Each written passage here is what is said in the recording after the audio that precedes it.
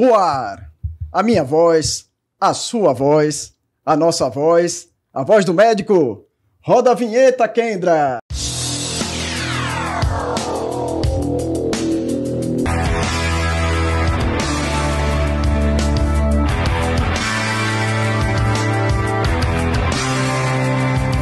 Estamos em mais um episódio da Voz do Médico, o 55º episódio, é um trava-língua, 55º episódio da Voz do Médico. Eu sou o Elton Monteiro, presidente do Sindicato dos Médicos, e hoje ao meu lado... Agemiro Macedo, vice-presidente do Sindicato dos Médicos. Doutor Elton, a gente já passou do número 50, né, de segunda temporada, e iniciando a segunda temporada com essa relevância, esse diálogos com os candidatos à Prefeitura de Aracaju. O Sindicato dos Médicos, através desse programa da Voz do Médico, está oferecendo as entrevistas com os candidatos a prefeito de Aracaju, nessa eleição muito importante, e todos oferecendo as propostas para Aracaju. Então, quer conhecer os candidatos? Uma opção excelente é seguir a Voz do Médico. Pois é, a Voz do Médico, programa feito para você, colega médico, colega médica, com temas relevantes. Dê lá uma olhada, a primeira temporada com vários temas relevantes e iniciando com a segunda temporada, como eu falei anteriormente, com um ciclo de perguntas sobre saúde com os candidatos à Prefeitura de Aracaju, né? Em Casa Nova, né? Em Casa Nova, por isso que eu falei, roda a vinheta, Kendra, porque estamos no estúdio aqui magnífico, de estrutura imaginável, assim, com câmeras de alta tecnologia, iluminação de primeira. Auditório, né? Com auditório à disposição dos colegas lá que estão assistindo lá também, doutor João, doutor Espina, doutor Alfredo, doutor Bruno, estão lá no auditório, assessoria do nosso candidato de hoje também lá em cima. Então, obrigado a Kendra pela estrutura. E vamos deixar de churumelas, né, e falar com o nosso, com o nosso candidato de hoje. Seja bem-vindo, Luiz Roberto. Uma salva de palmas para Luiz Roberto.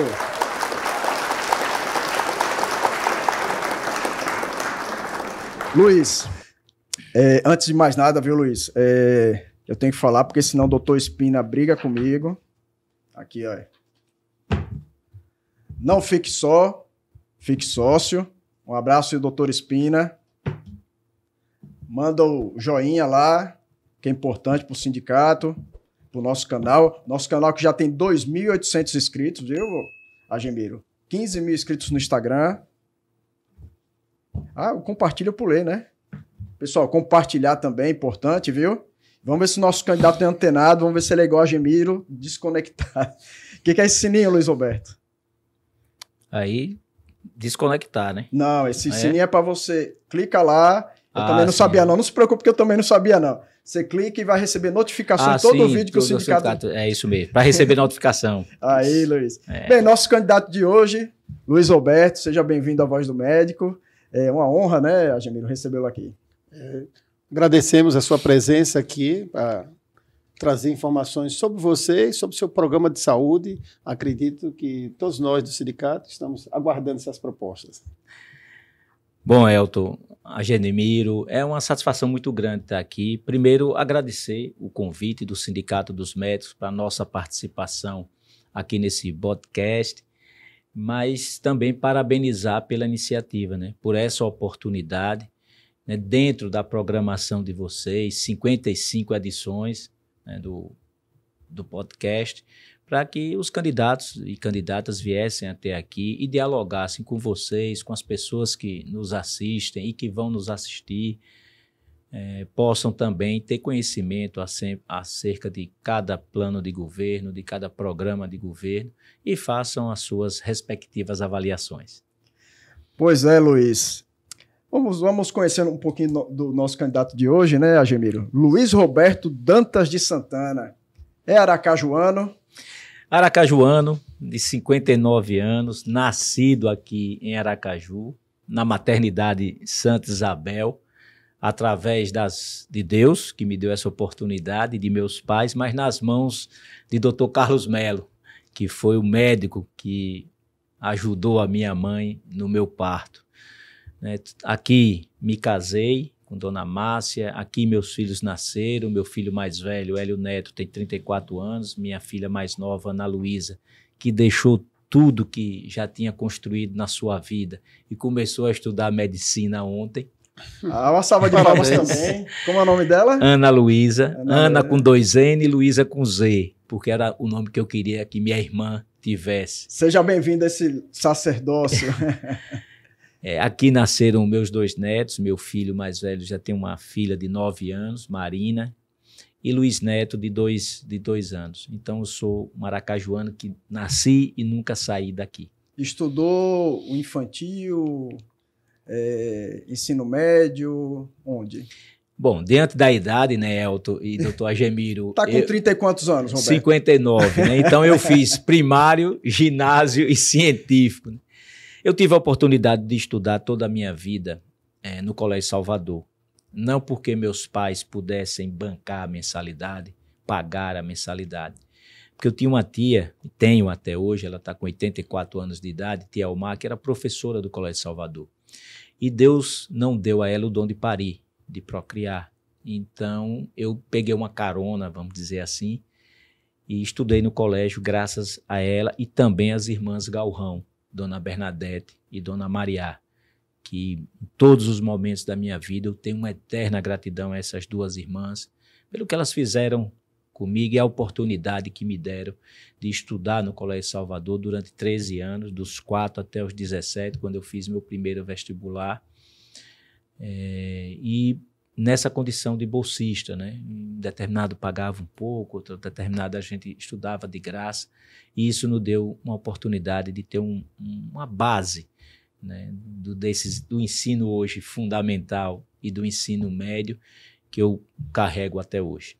Você fez o primeiro vestibular, conta essa história, você fez vestibular para quê? O primeiro vestibular eu fiz em 1982, final de 82. Entrei na Universidade Federal do Sergipe em 1983, no curso de Química Industrial. Em 1984 eu faço o meu primeiro concurso público para o Ministério da Fazenda. Na verdade não foi para o Ministério da Fazenda, foi para o Departamento de Administração de Serviço Público. E fui lotado no Ministério da Fazenda, na Procuradoria da Fazenda Nacional. E fui trabalhar na dívida ativa da União. Comecei a trabalhar com direito. Então, direito tributário, direito administrativo. E eu descobri que a ciência exata não era muito a minha praia, depois que já estava quase no quarto ano de Química. Eu deixo Química Industrial e faço novo vestibular em 1985, no final de 85, e vou fazer Direito na Universidade Federal do Sergipe e concluo o curso já empregado da Petrobras, porque eu faço outro concurso público, vou para a Petrobras, em 1990. Você também teve uma passagem pelo sindicalismo, não foi? Foi. Aí já como petroleiro, né, eu fui categoria, desde 1987, quando eu chego na Petrobras, tinha um vínculo ali com o Sindipetro, mas também a partir de 1993, quando eu vou para a sociedade, já advogando também, exercendo essas 2 funções, no escritório de Carlos Brito e Associados, eu me aproximo também do mundo sindical. Então, principalmente os sindicatos de servidores públicos. Então, eu advoguei para o CEPUMA, para o Sindipema, para o Sintrase, que é ao nível estadual, o Sindicep ao nível federal, Sintuf, Aduf, Sinasef, que era das escolas técnicas, que hoje é o Centro Federal de Ensino Tecnológico, o Simpef, que era da Polícia Federal, o Sintufes, da Universidade Federal do Sergipe. Enfim, eu me dediquei boa parte da minha vida, e aí na advocacia, de forma muito especial, aos direitos de servidores públicos ao longo de 1983 até 2010, quando eu deixei a advocacia por uma questão de acúmulo de cargo e não estava dando para exercer da maneira que eu entendia que deveria ser exercida. Eu deixo a advocacia e sigo a minha carreira na Petrobras, depois chego até a prefeitura. Pois é, Agemiro, e da onde vem essa maluquice, né, Agemiro, para se meter com política, homem? Veja, Elton e Agemiro, nós somos seres políticos. Eu ia dizer isso, nós somos seres políticos. Olha, o cara que se meteu com gestão de futebol, que eu ainda nem falei, né, eu só cheguei da chegada do futebol. Já eu volto para a gestão do futebol. Está preparado para tudo. Mas veja, nós somos seres políticos. A política permeia a nossa vida, né? A relação entre um sindicato e um ente público depende da política. né? Até porque você passa também por um processo de eleição, como o prefeito ou o vereador passa também por um processo de eleição.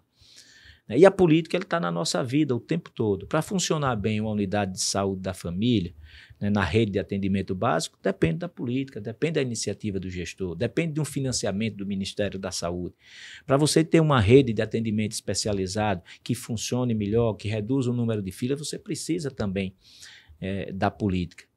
E além disso, você como próprio cidadão, você está ali, a política transforma sua vida, o seu voto tem um valor significativo. Então, eu entendo que a gente não pode se afastar da política, a gente não pode avaliar a política pelo comportamento de políticos, aí é totalmente diferente. Porque em todo lugar tem um profissional que é bom, tem um profissional que deixa a desejar. E no meio político não seria diferente. Então, foi por isso que eu sempre me envolvi na política, mas sempre nos bastidores. Desde o ano de 2000, quando a Deda ganha a eleição aqui em Aracaju, junto com o Edivaldo como vice-prefeito, que eu participei das campanhas dele.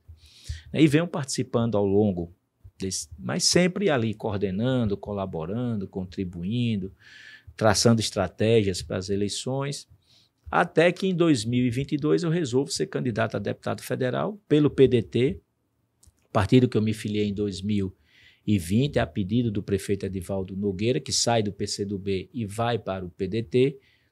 Tive 35 mil votos, não fui eleito por conta do coeficiente, mas tive 17 mil votos em Aracaju, fui o mais votado da nossa coligação e fui o terceiro mais votado do município, e fui o 11º no estado.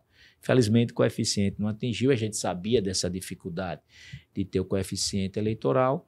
Então, a primeira vez que eu tive a oportunidade de colocar meu nome à disposição da sociedade sergipana foi em 2022. E isso fez também com que a gente se fortalecesse, e aliasse. O cara que sempre foi gestor, que teve o tempo todo na gestão, que passou pela prefeitura, que passou pelo governo do estado, um período grande dentro da Petrobras, chegasse agora a essa candidatura a prefeito do município que eu tanto amo. O senhor teve uma passagem também no futebol, né? Presidente do Confiança. Me conte essa passagem aí, foi? Em 2008 teve eleição no Confiança e eu nunca imaginei. Eu sou torcedor do Confiança desde que nasci, praticamente, porque meu pai é Confiança, a saudosa minha mãe era Confiança, então não tive outra oportunidade de torcer por outro time, né? Então, desde pequeno que a gente só ouvia falar no Confiança. Com 10 anos, em 1975, quando o Confiança foi bicampeão, eu era mascote do Confiança. Mas imaginei chegar em diretoria de Confiança. Sempre estive ali apoiando, ajudando na medida do possível. Até que em 2008, Miltinho, que hoje é o presidente da federação, se candidata a presidente do Confiança, numa reeleição, e me convida para ser vice. Eu resisti, não tinha interesse nenhum em vir para o futebol, mas acabei aceitando o convite e levei esse profissionalismo, tudo que eu conhecia de gestão para dentro do futebol, que era algo inovador, não só aqui, mas até ao nível Brasil. Tanto é que nós fizemos planejamento estratégico dentro do Confiança, depois do Internacional e o São Paulo. Foram as duas primeiras equipes a realizar e elaborar planejamento estratégico no futebol brasileiro.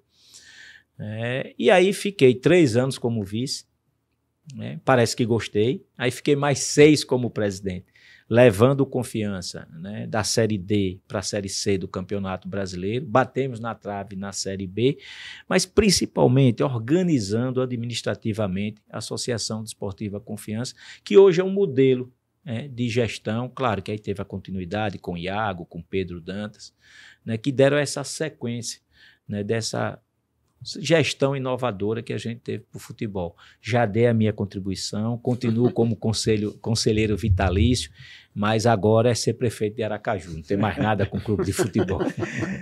Vamos lá agora. Ô Flávio, vou te pedir que você ligue ali o cronômetro, por favor. Como é que a gente vai fazer, Luiz? A gente vai dar um tempo em torno de 10 minutos para você falar, 10 a 15 minutos para você falar sobre as propostas na área da saúde para Aracaju. Mais ou menos meia hora, a gente vai falar das perguntas, uma ruma de perguntas que os colegas médicos eles acabaram enviando para a gente, e não só médicos, né, Admira, da sociedade, inclusive, e os 5 minutos finais para as considerações. Então, Fique à vontade.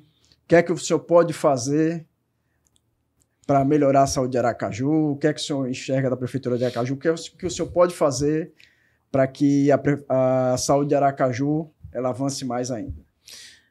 Elton e Agemiro, primeiro eu queria falar e dizer para quem nos assiste, para vocês dois e para todos os médicos de Aracaju e todos os médicos sergipanos, médicos e médicas, como foi a elaboração desse plano de governo. Primeiro, nós fomos ouvir as comunidades. Nós fizemos mais de 200 reuniões nos 48 bairros da nossa cidade, ouvindo as pessoas e, na sua maioria, inúmeras questões relacionadas à saúde foram levantadas. Depois nós fizemos um diagnóstico, uma ultrassonografia, quase uma ressonância magnética da gestão, com muita isenção. Convidamos os setores da Secretaria da Saúde para dialogar, conversar, fomos no portal da transparência, fomos fazer levantamentos para que a gente tivesse essa realidade da gestão. Depois nós fizemos câmaras temáticas, onde nós chamamos a sociedade, nós chamamos a academia, nós chamamos profissionais da saúde para que também dessem a sua colaboração e o que eles enxergavam acerca de saúde pública no município. E finalizamos numa grande reunião, num hotel aqui da cidade, para que a gente pudesse, assim, levantar os aspectos que seriam necessários, com base em orçamento, muito, como a gente diz, muito com o pé no chão, com técnicas, com muita cautela, muito cuidado, aí pensando como um todo, pensando no profissional, pensando no usuário, pensando também na gestão.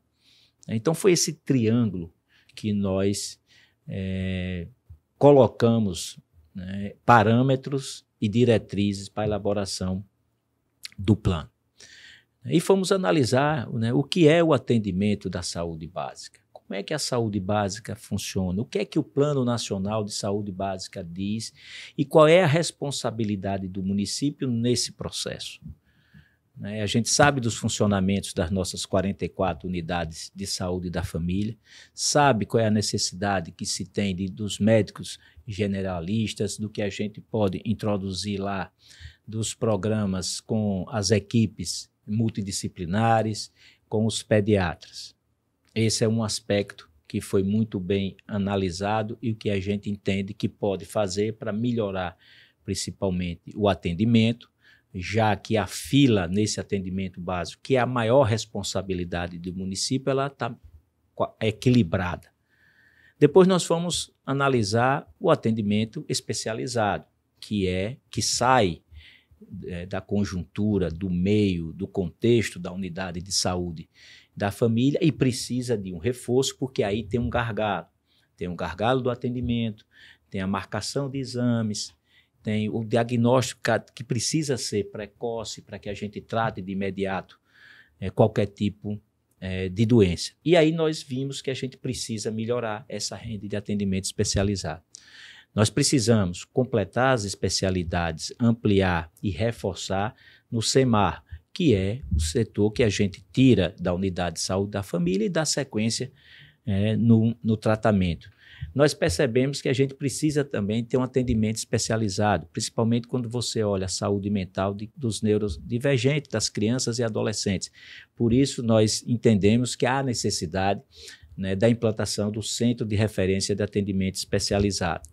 Depois nós percebemos que a maternidade Lourdes Nogueira, que atende num parto humanizado, que tem todo um serviço prestado não só de parto, mas também de consultas, de exames, ela precisava ser ampliada no seu anexo com o Centro Materno Infantil, que aí você teria uma dedicação não só a mães e bebês, de olho também nas taxas de mortalidade, mas você teria também a possibilidade de ter um trabalho mais intenso nas mulheres, inclusive com todas as especialidades. E também ter uma sequência de atendimento pós-parto, puerpério e da criança, desde o seu nascimento até a criança que vai ali até 11 anos com o pediatra, e depois com o ebiatra, que você vai tratar lá dos 14 até os 18 anos, no que se diz respeito ao adolescente. E um aspecto interessante que a gente também fez essa coleta na comunidade é o impacto emocional, o impacto psicológico de quem cuida principalmente dos neurodivergentes. Aí eu vou incluir TEA, TDAH, superdotados, grandes habilidades, que as mães estão adoecendo. Por isso a gente tem um projeto Amor para quem cuida, para direcionar um atendimento específico para esses pais atípicos e os responsáveis por essas crianças.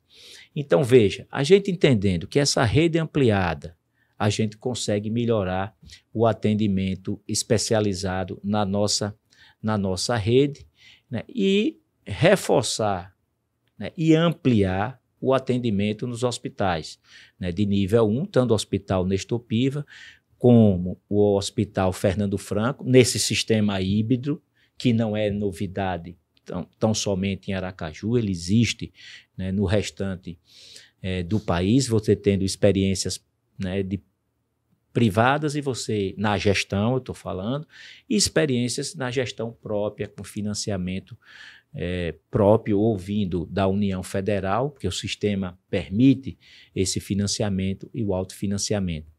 Mas tem algumas situações que a gente tem que olhar. Se nós pegarmos hoje, o prontuário eletrônico nos dá hoje, que foi um avanço significativo na gestão de Edivaldo Nogueira, além do aplicativo para marcação de consulta, o acompanhamento, a busca ativa, outras ações que foram implementadas que melhorou o sistema de atendimento básico. Então, eu diria que hoje você tem aproximadamente, nós temos uma população de 603 mil pessoas. Nós temos 80% da nossa população, ela é SUS dependente. Então, nós deveríamos estar atendendo 480 mil pessoas. Mas nós temos no nosso cadastro 637 mil, mais do que a população. Isso implica dizer que muita gente vai ser atendida do interior aqui na nossa capital, né? Mais ou menos aí 30% do que a gente atende nas nossas unidades de saúde da família. Mas, independentemente disso, quando você pega o cadastro, que você vai olhar o número de consultórios, o número de equipe de saúde da família, que chegam a 149, nem vou falar as 16 unidades que têm equipes multidisciplinares e aquelas que têm pediatra ou que têm alguma especialidade, que são poucas, mas tem. Nós identificamos que os bairros, diante do quantitativo de cadastro, por exemplo, a unidade de saúde do Augusto Franco, ela tem 14 consultórios. Ela tem 6 equipes da saúde da família, entre as 149 que nós temos hoje.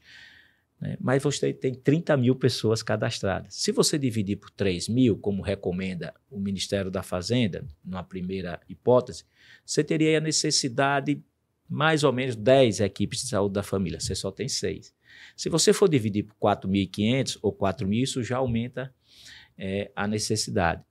Ou você reduz a necessidade, mas a gente sabe que se for para funcionar melhor ainda essa rede de atendimento de saúde básica, que é a responsabilidade do município de Aracaju, a gente teria que ter em torno aí de 212 equipes de saúde da família.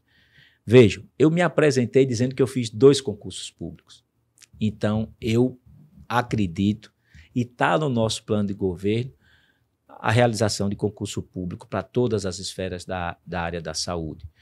Vai ter restrição só concursado?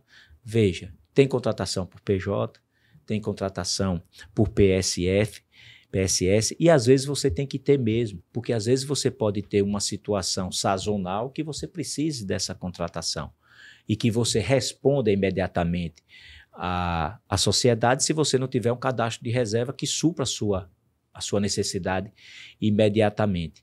Então, esse sistema, a gente tem que ter muita cautela, porque às vezes você tem até 2 vínculos. Alguém que é estatutário, né, que está ali como servidor da prefeitura, e alguém que é PJ, né, sem nenhum problema de conflito de horário. Né, até porque a contratação não é por produto ou por serviço, é por tempo, é por hora, na verdade. Então, são essas propostas, assim, de forma a respeitar o tempo que você me deu, né? Eu não nem olhei ainda ali, mas já está em 10 minutos, que eu vou encerrando e agora eu vou. Foi mera coincidência, porque quando eu olhei tinha uns 10 minutos ali, eu não sei, você nem piscou o olho para mim, nem doutor Agemiro, mas Agora eu vou responder as perguntas, né, de tudo que nós falamos. Vai começar a verdadeira sabatina. Veja, quando eu vou fazer a primeira pergunta agora, mas a Agemiro também, quando ele começa a falar, ele faz uma explanação de toma 10 minutos também, viu? Então, eu vou ser... eu faço um resumo, ele sabe, eu faço. Agora, cercado de informações também, 99,9% dos médicos perguntam para a gente da questão do concurso público, porque faz-se necessário que, e você sabe disso, né, Luiz, você foi concursado, que a gente tenha autonomia, independência, que a gente tenha estabilidade, que a gente possa, por exemplo, esse jovem aqui está 17 anos lá no Santo Antônio. 17 anos, no Francisco Fonseca, no 18. João está 19 anos lá no Bugio, Alfredo eles estão lá no auditório. 20 anos no Inácio Barbosa. Bruno na urgência. Bruno na urgência tem 13, 14 anos, se eu não me engano. E o que é que eu bato na tecla, Luiz? Você, quando fez concurso, você era um dos melhores, o melhor dos melhores, quando você fez concurso, por isso você passou. Quando você fez o concurso da Petrobras também, concorridíssimo e etc. E eu defendo isso, que no SUS a gente tem que ter um atendimento de excelência, que a gente tenha colegas de alto nível, que faça concurso público, que a prefeitura possa nos capacitar de tempos em tempos, que a prefeitura possa investir, porque a Agemiro, com o jeito que o paciente entra andando na sala dele, a Agemiro já sabe o que o paciente tem. Então, é a nossa preocupação, porque é difícil você trabalhar, muitas vezes, sem direito a férias, 13º. A pandemia nos deu uma grande lição quanto a isso, colega. Eu quero ser PJ. O que é que a pandemia mostrou? Que esses colegas têm seguro de vida. Tem umas letrinhas bem pequenininhas lá, Wilson, que está lá no contrato de seguro de vida, que quando é caso de pandemia não vale. E aí? E aí foi que a gente conseguiu, né, Mércia? Conversando com alguns planos de saúde não, algumas seguradoras, eles acabaram incluindo. Então, a nossa preocupação enquanto sindicatos médicos é que os colegas tenham essa oportunidade de fazer o concurso público. E nós éramos 650, eu acho que em 2006, chegando até 800 médicos. Hoje nós somos um contingente de 280. Então a gente precisa que eu até gosto de citar, todas as vezes que eu posso, eu digo, eu levava meus filhos para o SUS, para o pediatra do SUS, mesmo tendo na época um plano de saúde, eu levava para o SUS, porque eu sabia que no plantão da quarta-feira tinha a Karen, tinha a Soraya, que eram excelentes pediatras, que quando tivesse algum problema, e todos os colegas lá concursados. Então, concurso público, aí eu pergunto para o senhor, porque toda vez que a gente vai conversar no futuro com algum gestor, ele diz, tem a lei de responsabilidade fiscal, não posso, está faltando... É possível fazer concurso público? Elton, me dê só um minutinho, você falou quase 10. Um minuto ele vai falar assim. Não, só para complementar essa questão, os colegas até hoje aí mandaram... Vocês vão perguntar sobre concurso? Claro que vamos. É o tema central. Estivemos lá no sindicato no dia 26 agora de agosto. Os candidatos a vereadores e vereadores que têm mandato também compareceram lá, assinaram uma carta, compromisso com a saúde de Aracaju. E todos eles, finalmente alguém disse, olha, resumindo aqui, o concurso vai resolver muita coisa de tudo que está se debatendo aqui nessa noite. O que é que você está debatendo? Uma médica que acabou de ganhar um bebê, estava gestante, tem que voltar com 10, 15 dias, porque não tem nenhum direito trabalhista. Isso, há cerca de 20 anos, o sindicato brigava para que tivesse isso. Ganhasse a gratificação do mesmo concursado, não tinha. Avançou. Quando a gente pensa que a gente não vai enfrentar a situação, a gente está vendo. Então, claro, existe vários modelos de contratação, mas a questão do concurso, a gente sabe que é fundamental para fixar o médico na unidade básica, no serviço de urgência e também no SEMAR. Esse tripé da saúde é fundamental. O rodízio não é interessante, não gera contato, conhecimento. O paciente, quando chega à unidade pela primeira vez, ele está perdido. Mas quando ele chega à unidade de saúde, ou chega ao seu SEMAR, e mesmo a urgência, o doutor Bruno já está há mais de 15 anos na urgência, o doutor Hugo e tal. Então, Bruno tem 36 anos, está parecendo que tem 60. Ao chegar e encontrar aquele profissional que você já conhece, aí lá na minha unidade Francisco Fonseca, a rotatividade de enfermagem. Cada enfermeira excelente chega lá, começa a trabalhar, 1 ano, 2 anos depois, sai, vem uma nova para começar. Quer dizer, todo aquele vínculo, toda aquela informação, toda aquela confidencialidade que o paciente passou para aquele... Ficaram de registro ou não, mas tem esse contato humano. Então, assim, o sindicato já vem lutando há muito tempo, o Estado agora está prestes a realizar, Ministério Público. E a gente espera que a Prefeitura de Aracaju, nós, do Sindicato dos Médicos, nesse ano 2024, nós estamos bastante satisfeitos pelo nível de candidatos que têm se apresentado para discutir sobre a saúde, sabendo sobre a saúde, não precisando de interlocutor, é o candidato que está entendendo toda a problemática de Aracaju, e eu acho que foi da luta do sindicato, dos debates, dos convites, dessas participações, que melhorou esse nível de candidato para entender da saúde e para querer ser o gestor da saúde. Então, o concurso é algo que vai dar, como eu disse, o concurso o maior presente que pode ser dado ao eleitor é o concurso público. Tem um problema da responsabilidade fiscal? Tem. Agora vamos ver, mas isso não vai impedir da realização desse concurso. 7 minutos a gente falou, mas só para terminar uma pergunta, porque isso daí é a agonia dos colegas médicos. Luiz, o grande ordenador de despesa da saúde somos nós médicos. Porque quem passa o exame, o medicamento, o encaminhamento... Indica os tratamentos. Somos nós médicos. Se esse profissional não tiver engajado, se esse profissional não tiver competência, porque aí você nivela pelo concurso público, se ele não tiver uma carreira, e aí eu que falei, não tiver uma formação, como o senhor falou, como o senhor foi gestor e passou por vários lugares, não tiver planejamento, não tiver metas, como o senhor falou, a SUS-dependência do Sinhazinha é totalmente diferente da SUS-dependência do 17 de março. Então, as metas que eu tenho que cumprir no Sinhazinha são diferentes das metas do 17 de março. O paciente hipertenso, que não é bem cuidado na ponta, é o paciente, falando popularmente, é o derrame que está na UTI, que pode chegar a gastar centenas de reais. Então, só para complementar. Desculpe que é uma pergunta longa. Veja, eu vou responder, vou tentar ser muito...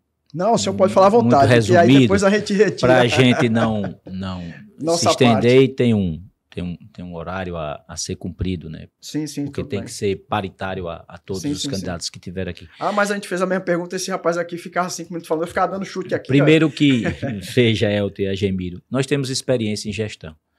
Né? Nós chegamos na prefeitura, nós conhecemos a prefeitura, nós elaboramos planejamento estratégico, que não discutiu só limpeza pública ou formação para o trabalho, porque eu estava na Fundata e depois fui para a Insur. Mas nós discutimos vários aspectos. E uma das áreas que eu tenho mais me dedicado e mais estudado é saúde. Porque saúde não se brinca, saúde é vida. Toda vez que a gente ia fazer um grande mutirão de limpeza, seja para dengue, ou seja retirada mesmo de entulho, eu dizia, olha, lembre que limpeza pública é saúde pública. Lembre que você tirar alguém da lama ou alguém da poeira e trazer mais dignidade, você instalando rede de esgoto, rede de drenagem e uma pavimentação asfáltica ou granítica, isso é uma questão de saúde pública, porque você evita contaminação, você evita alguém em contato com bactéria, você evita alguém transitando num ambiente insalubre que às vezes vai até ter reflexo, às vezes não, vai ter reflexo direto na área de saúde.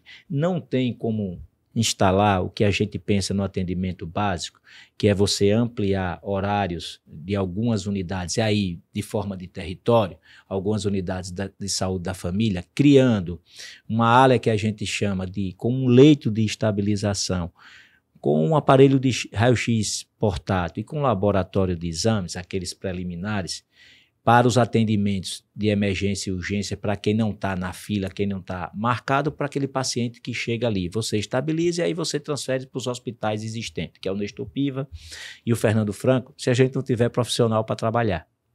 A gente não pode criar um centro de referência especializado e reformar o SEMAR se a gente não fizer concurso público para os especialistas que a gente precisa complementar. A gente não pode criar um centro de imagem e diagnóstico, né, para você ter mais rapidamente, né, agilidade no atendimento, e você sabe do que eu estou falando, né, porque pode ser até uma oportunidade para você, né, para quem faz ultrassom, para quem faz ressonância e outros tipos de exames de imagem. Ah, Luiz, mas vai ter uma atividade própria? Vai. Qual é o problema? Você tem convênios, porque você também precisa disso em determinadas clínicas, mas você pode ter o seu próprio centro.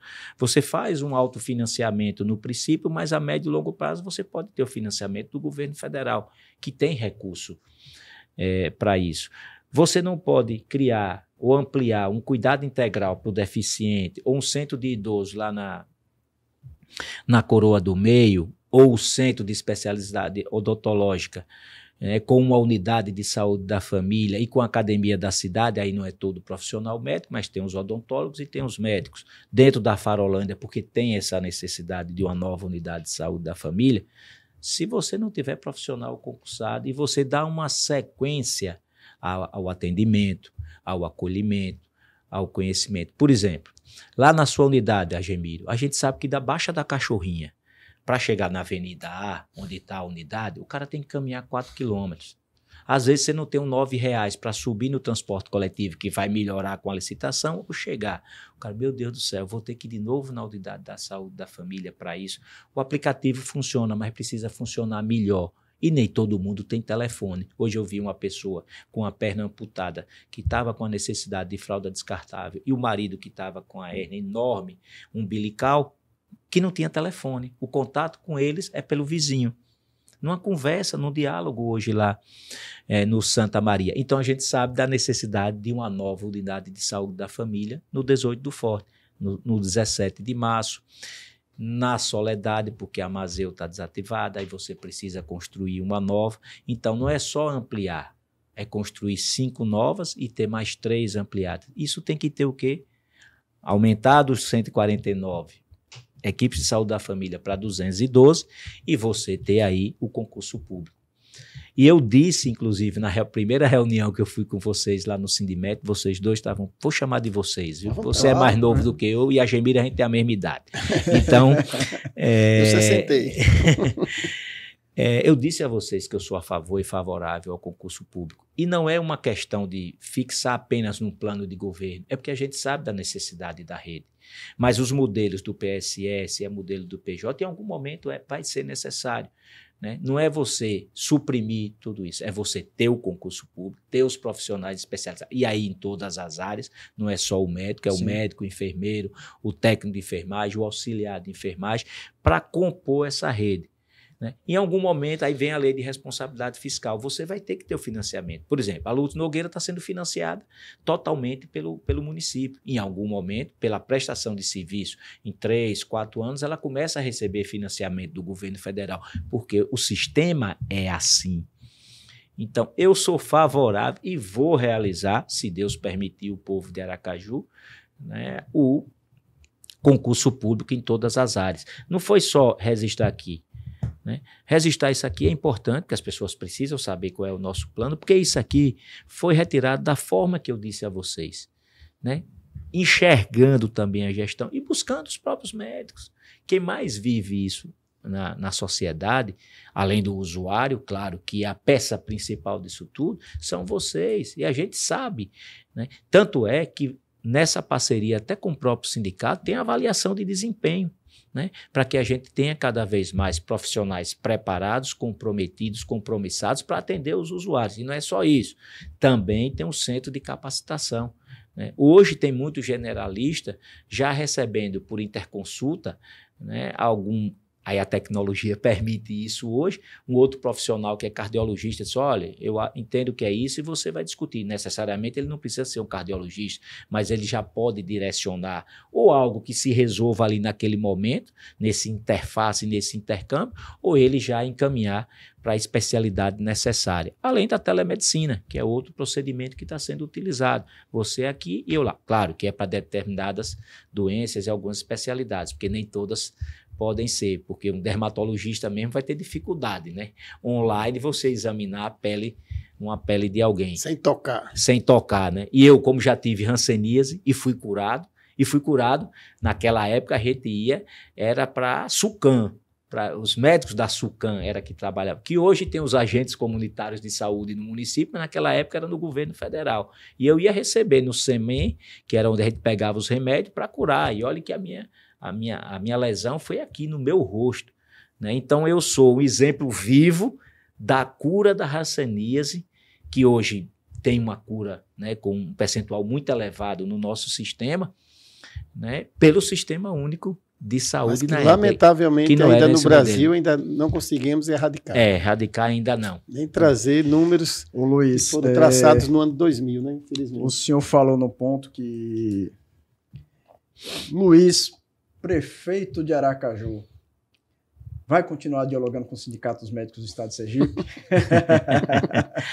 Veja, eu até... Só para complementar, não se faz saúde sem dialogar com quem está na ponta, né, Gemiro? Porque assim, eu estou falando dos médicos, estou falando de todos os profissionais da área de saúde,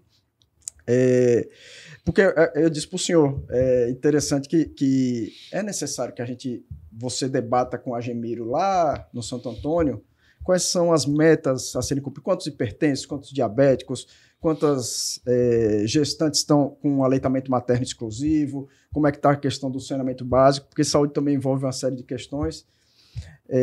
Faz-se necessário ter esse planejamento. Por isso que eu digo, eu estou falando só na questão do diálogo sobre reivindicações, mas a grande maioria das nossas reivindicações elas são voltadas realmente para que a gente atenda melhor a população.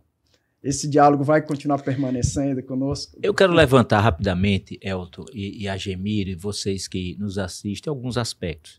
O primeiro, que o meu nome é Luiz Roberto. O gestor atual é Edivaldo Nogueira. Edivaldo é Edivaldo, Luiz é Luiz. Cada um tem as suas características, né?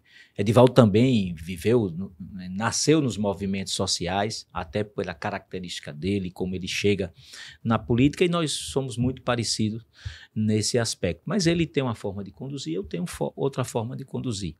Segundo, que alguém já falou, inclusive aqui, né, da criação da mesa permanente de negociação. A mesa permanente de negociação já existe. Ela pode não ter o melhor formato, ter uma dificuldade, mas ela existe, a mesa permanente de negociação, não é novidade aqui. Terceiro aspecto é que a assistência básica ela é territorial. Nós temos hoje um prontuário eletrônico que ele é alimentado, que ele serve, inclusive, para que você tenha dados e estatísticas necessárias para que você possa implementar o nosso sistema e você reforçar o nosso sistema e você dar uma saúde cada vez mais de qualidade ao usuário. Então, a participação de quem está lá na linha de frente... Veja, eu fui um homem operacional. Eu trabalhei na Petrobras 14 anos em sondagem, então eu venho da área operacional. Eu fui para a Ensurb, que é uma empresa que não se realiza no gabinete, nem no ar-condicionado. Ela se realiza na rua, porque a atividade dela é de serviços urbanos. Então eu sempre acreditei, até o meu time é o Confiança, que vem de uma fábrica do proletariado. Né? Tem gente que não entende, inclusive não seguiu o pai, foi torcer por outra equipe. mas tudo bem, isso faz parte. Ele né? é rebelde. Mas veja, não tem como você não fazer uma saúde de qualidade se você não dialogar com vocês. Eu não estou falando dialogar tão somente com o Sindicato dos Médicos, é você dialogar com quem faz essa estrutura. Porque veja, você hoje tem um enfermeiro lá que pode fazer uma triagem, não pode, que vai para o atendimento médico, ou apenas é algo que você vai para casa sem essa necessidade. Você tem lá os limites diários de consulta. Não é porque você não queira atender, porque você tem uma questão da marcação, até porque você tem tempo para isso, e você tem as pessoas que estão lá atendendo, que são vocês, são as médicas e os médicos que estão na nossa linha de frente. Então você não tem como fazer uma saúde melhor se não ouvir, inclusive, as sugestões. Eu dialogava com o Sindipema um dia desse, lá com o Oba e toda a diretoria, essa questão de complemento de piso, de paga piso, não paga piso, né? E eu dizia a eles, eu digo, encontrem soluções conosco para a gente resolver o problema do impacto na Previdência. Não sejamos pontuais, porque se resolve uma situação hoje, mas hoje a expectativa de vida não é mais de 50 anos, não é mais de 60 anos, é de 80 anos. E o tripé da Previdência, ela prevê contribuição, benefício e expectativa de vida. A longevidade, não tem como você tirar esse tripé da Previdência. Então são alguns aspectos. Nos ajudem a encontrar essa equação, como é que a gente pode resolver essa situação. Não é só eu dizer que estou negando, você está dizendo que está pedindo e a gente não encontrar um consenso. O plano de carreira e salários, como foi reestruturado agora da Guarda Municipal, como está sendo feito na assistência social, como foi feita a proposta para a SMTT para os agentes de trânsito que não foram para frente, claro que dentro de um impacto financeiro, seguindo a lei de responsabilidade fiscal, qual é o problema? Os procuradores estão topados. Eles hoje não têm mais onde crescer, porque chegaram, o último concurso tem 14 anos, eles chegaram no final de carreira por progressão. Isso vai acontecer com os médicos se a gente não tiver um plano de carreira que possibilite que a Gemiro passe mais 20 anos dentro do serviço público municipal, né, porque tem capacidade e tem idade para isso, e você passe mais 40, Elton, e chegue lá com o seu tempo, né, de dedicação, de seu exercício, mas que seja correspondente. Claro que em algum momento também você não vai conseguir, né, criar carreira todo dia, você vai também ter que ir um limite. O concurso, né, também alimenta a Previdência. E o concurso, né, alimenta a Previdência, né? E eu sempre fui favorável aos fundos de pensão. Eu hoje, se eu não tivesse o meu fundo de pensão privado, né, eu estava com a aposentadoria minha da Previdência Social, eu ia ter que sobreviver com isso, porque não tinha outra situação, mas seria difícil.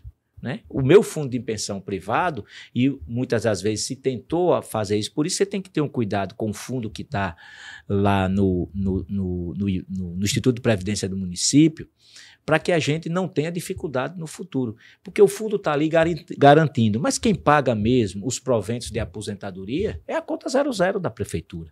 Então você tem que saber equilibrar isso. Mas, voltando, né, o diálogo vai ser permanente.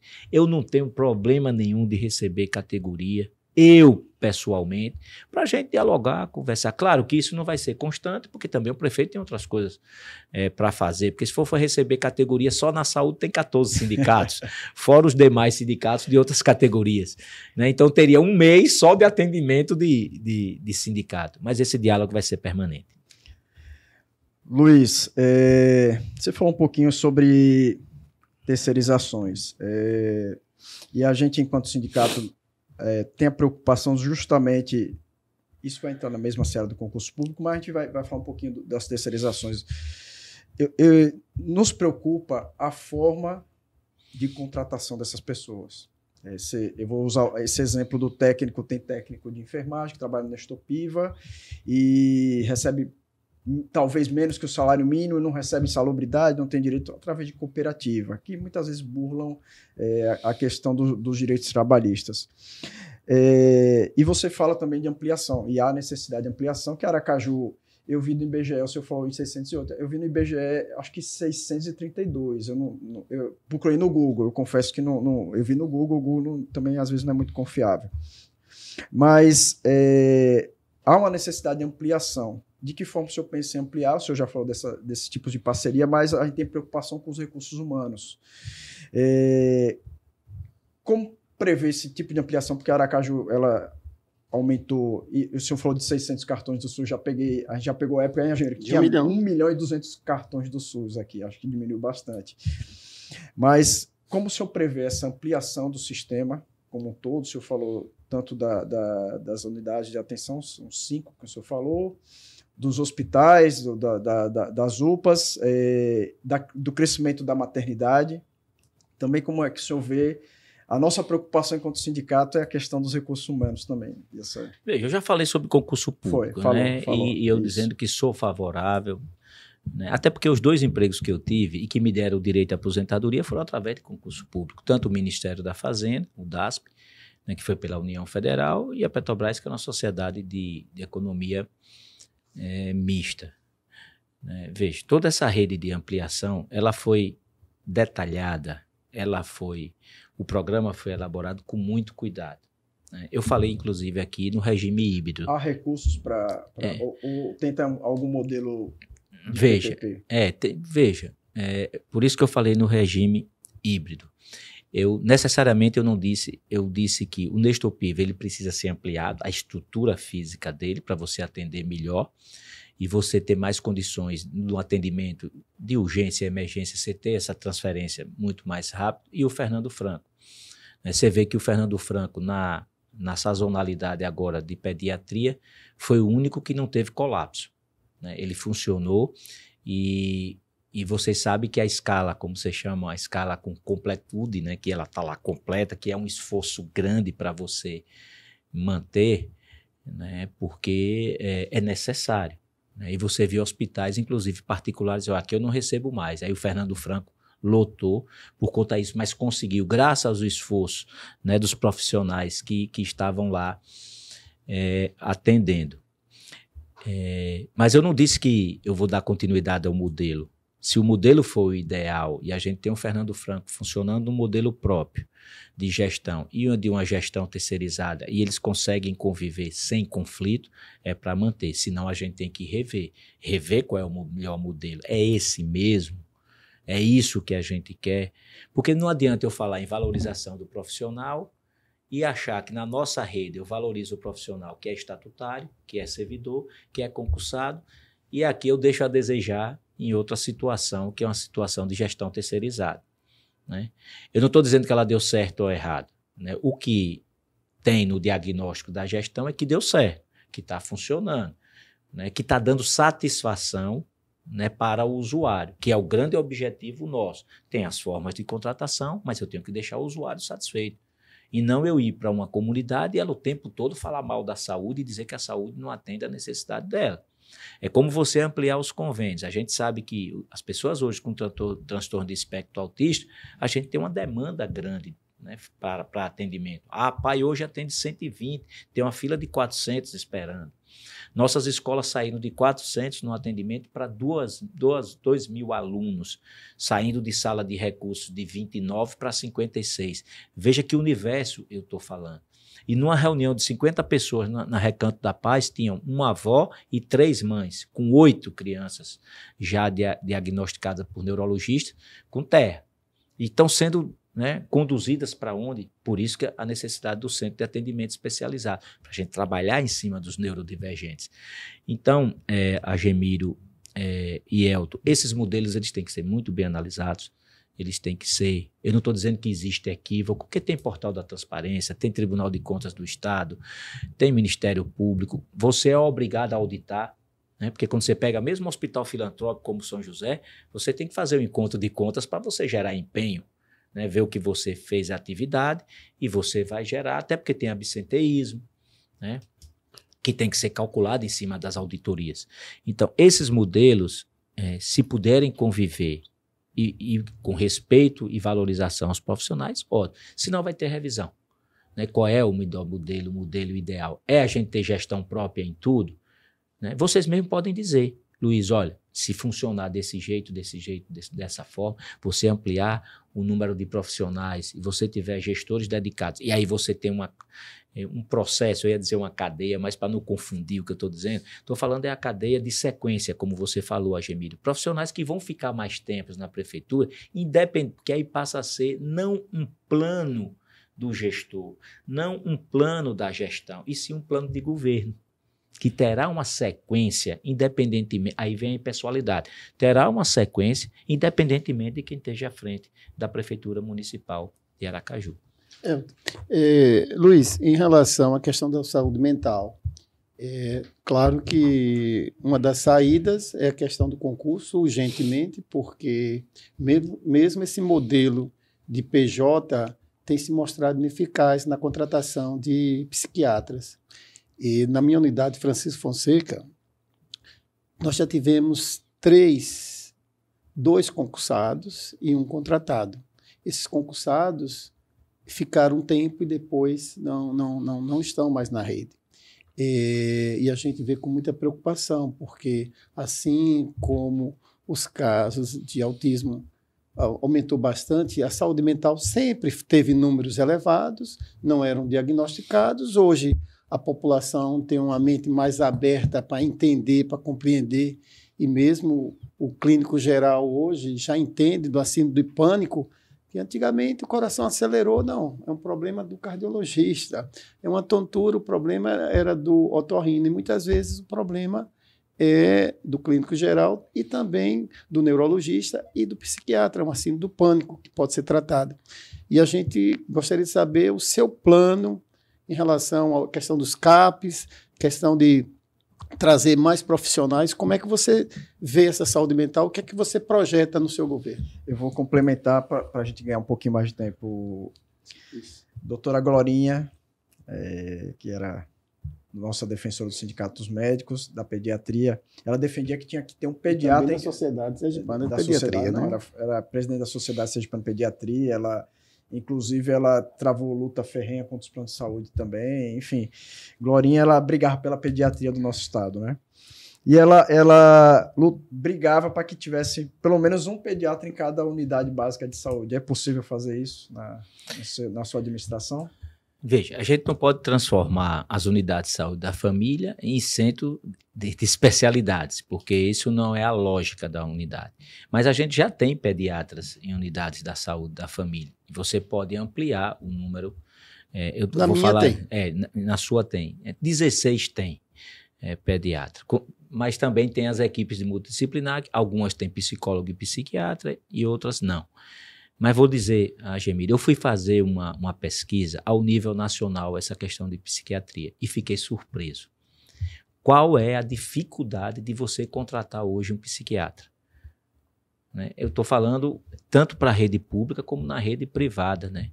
A ausência ou a falta de profissionais, que não é mais um problema só de Aracaju, né? Passou a ser um problema nacional. Eu vou lhe dizer aqui com muita tranquilidade, meu neto começou a apresentar algumas características que nos conduziam a levar, e a gente tem que ter cuidado mesmo com o Google, né?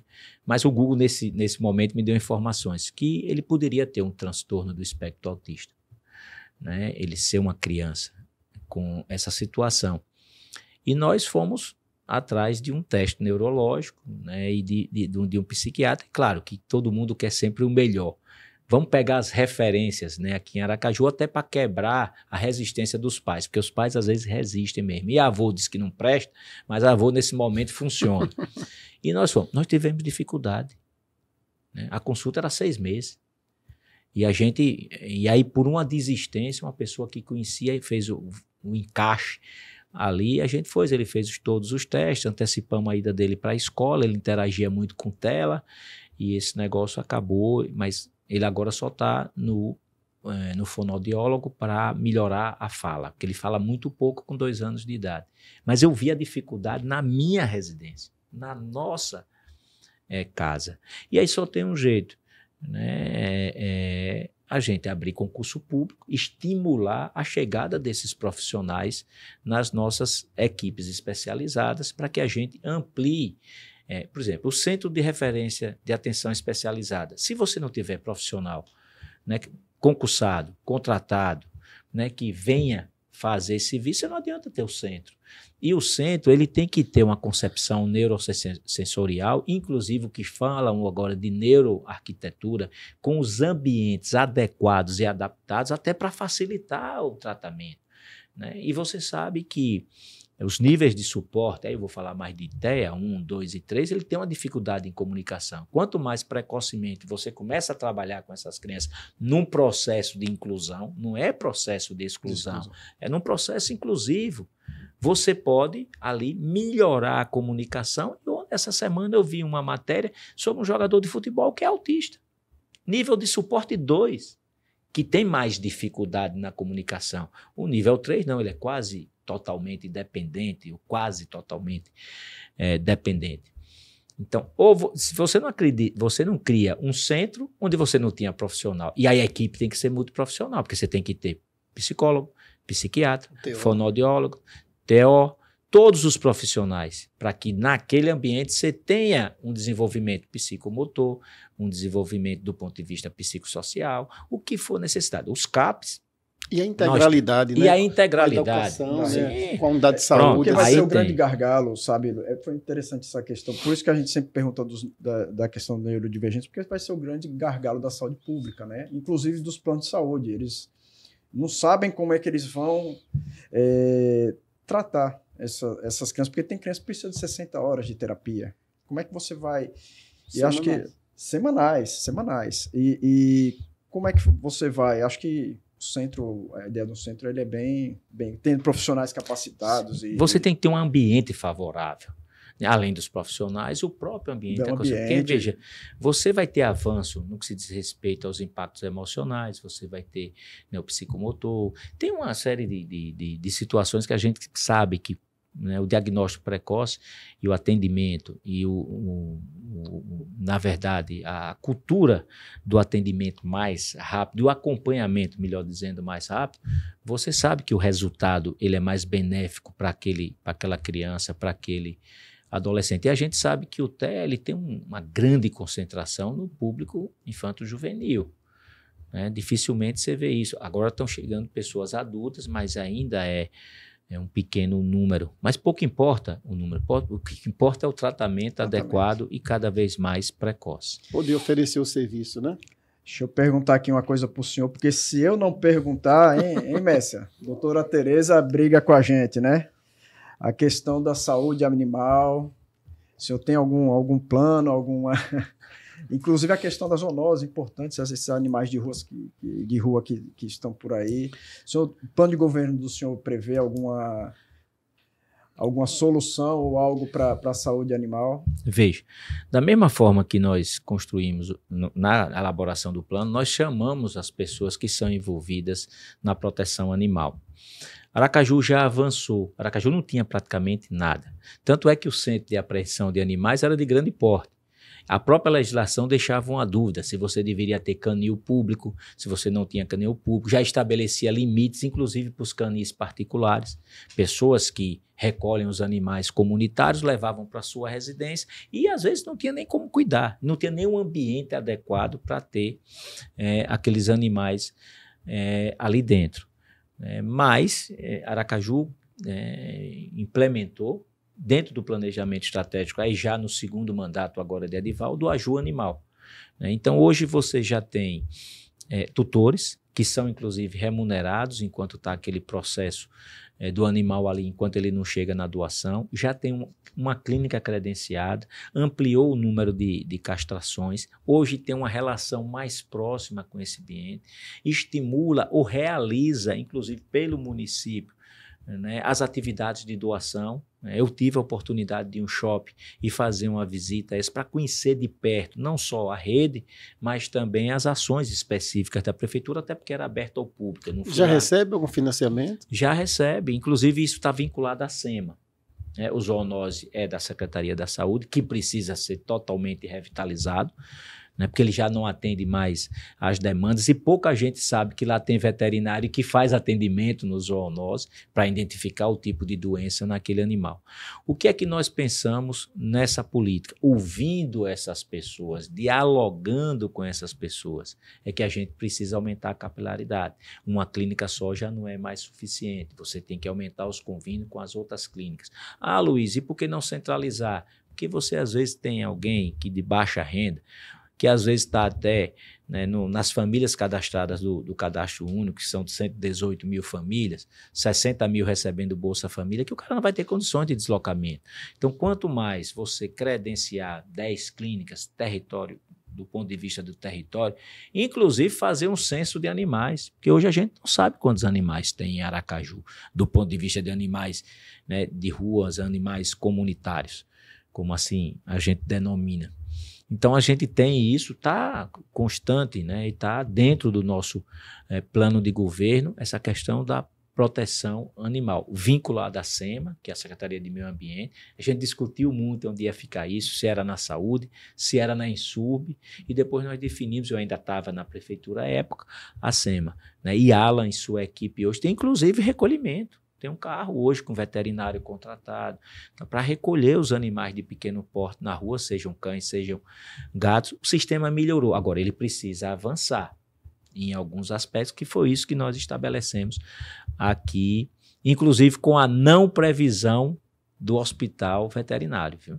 Eu pensei muito, analisei muito, né? Fui ver as consequências, inclusive de abandono em hospitais de animais. As pessoas chegam lá, deixam o animal e vai embora, e o animal fica, e você tem outro tipo de responsabilidade, outra realidade.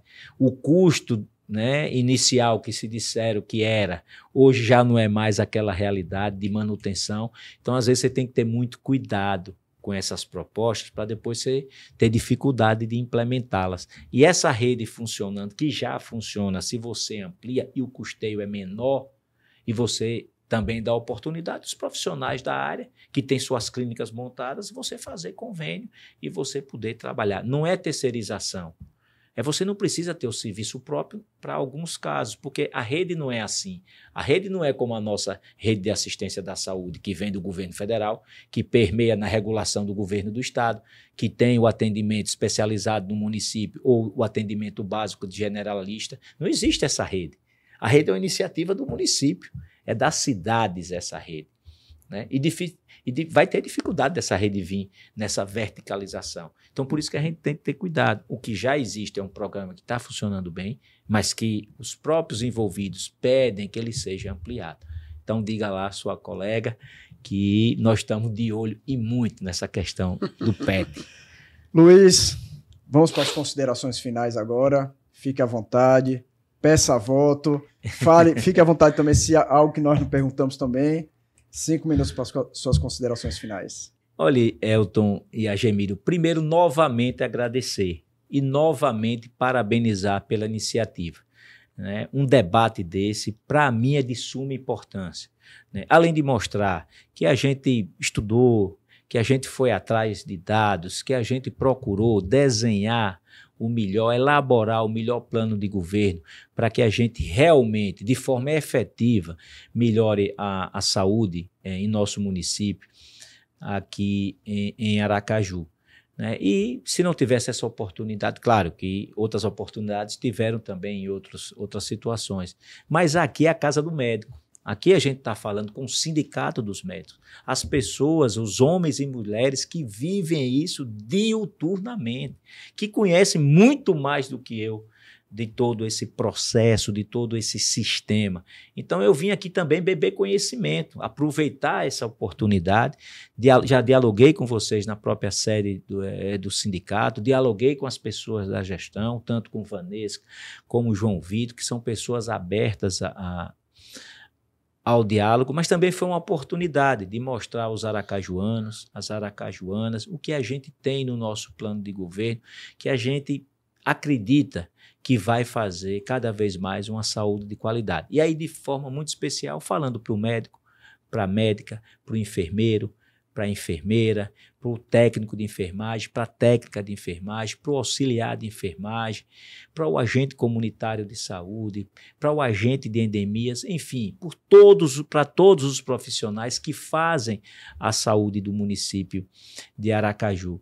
E eu acredito que o diálogo permanente, a valorização dos profissionais, o reconhecimento e valorização das pessoas que fazem a saúde, com esse sistema de emergência e urgência dentro das unidades de saúde da família, com a ampliação do Nestor Pio, com a criação do Centro de Diagnóstico de Imagem, do Centro de Referência de Especialidades, com o reforço do SEMAR, com as equipes completas, com a realização do concurso público, eu não tenho dúvida que nós faremos uma verdadeira revolução, no bom sentido, na saúde de Aracaju. E isso tem um reflexo para quem mais precisa, que são as pessoas do nosso município. Uma salva de palmas para Luiz Roberto. Luiz, muito obrigado. Já fica o convite para o segundo turno. A gente vai fazer de uma forma diferente, vai ser no auditório do sindicato, com a presença de uma plateia, com participação da plateia também, né, Agemílio? Isso. E muito obrigado, sempre uma honra ter esse diálogo. E o Sindicato dos Médicos sempre com as portas abertas para esse diálogo, Luiz. Luiz, muito obrigado por sua presença, obrigado pelo comparecimento, pelo entender a necessidade de conhecer mais a saúde, se dedicar, todo esse estudo que foi feito e apresentado aqui, Isso mostra que nós, do Sindicato dos Médicos, estamos no caminho certo nessa interlocução com esses candidatos de Aracaju, fazendo estudar, fazendo aprender e trazer propostas que sejam viáveis, porque alguém vai ganhar a prefeitura dos que passaram por aqui. E essas propostas terão que ser realmente realizadas para a melhoria da nossa população. E não esqueçam, viu? Dia 6 de outubro, meu número é 12. Luiz e Fabiano, candidatos a prefeito de Aracaju. E Elton, sem querer, profetizou. Mas se tudo der certo, se Deus permitir, e o povo de Aracaju, eu vou lá no debate no segundo turno. Tá aí uma salva de palmas. Tá aí, pessoal, 55º. Você me atrapalhou, tá vendo o trava-língua? 55º episódio da Voz do Médico. Tem que dar um empurrão nele, Messi. Mais um debate de grande valor que tivemos aqui. E até a próxima. Não deixem de assistir os outros. Fiquem com Deus e até o próximo. Bem, pessoal, encerramos o ciclo de debates com os candidatos à Prefeitura de Aracaju. Do primeiro. Infelizmente, fizemos um convite ao Felipe Andrade, do PCO. Ele não pôde participar, ele justificou, mas fica com a oportunidade mais à frente, se ele quiser vir ao sindicato também mostrar suas propostas, o Sindicato dos Médicos se coloca à disposição também. Muito obrigado a todos.